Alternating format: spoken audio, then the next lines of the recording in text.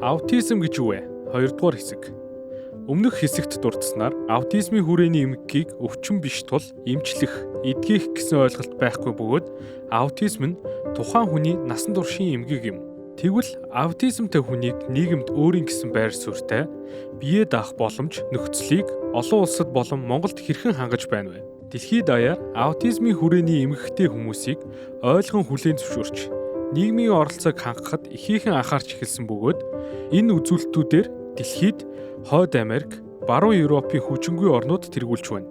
Азийн орнуудын зан заншил, уламжлалд ач холбогдол өгдөг хатуу тэгж аягтай соёлын улмаас аутизмтай хүмүүсийг ойлгож, хүлээн зөвшөөрөхдөө илүү удаан байдаг байна. Бүгд найрамдах Солонгос улс болон Япон улсын хувьд аутизмын хүрээний эмгэгийн оншилгоог өргөн хүрээнд хийдэг бөгөөд аутизмтай хүмүүсийн боловсрол, нийгэмшил, ажлын байрны хүртээмжтэй байдалд төр засгаас ихээхэн анхаарч байна. Япон улсад аутизмын хүрээний эмгэгтэй иргэд тусгай хэрэгцээт боловсролд хамрагддаг бөгөөд эдгээр сургуулиудын гол үүрэг нь тухайн иргэдийн бие даасан амьдрах, нийгэмшүүлэхэд чиглэсэн байдаг.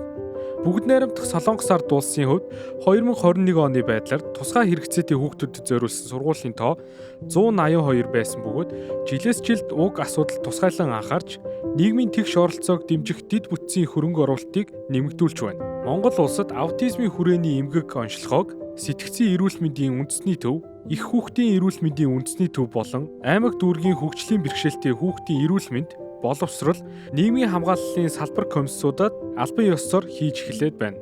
Оншилгооноос гадна үнэлгээг хийхэд хэд хэдэн төрлийн бус байгууллага байгаа бөгөөд аутизмтай хүүхдэд чиглэсэн үйл ажиллагаа явуулдаг цэцэрлэг, сургууль, үүдээ нэгэд удаагүй байна.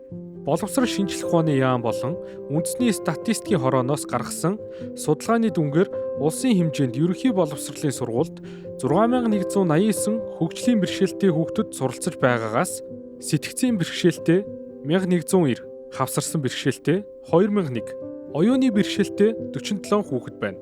Манай боловсролд хамрагдаж байгаа хөгжлийн бэрхшээлтэй хүүхдүүд тэр дундаа оюуны бэрхшээлийн төрлийг аутизм, Дауны синдром гэж нарийн ангилдаггүй байсан бол 2023 оны 1-р сараас эхлэн энэ ажлыг сайжруулж шинээр бүртгэж эхлэх юм.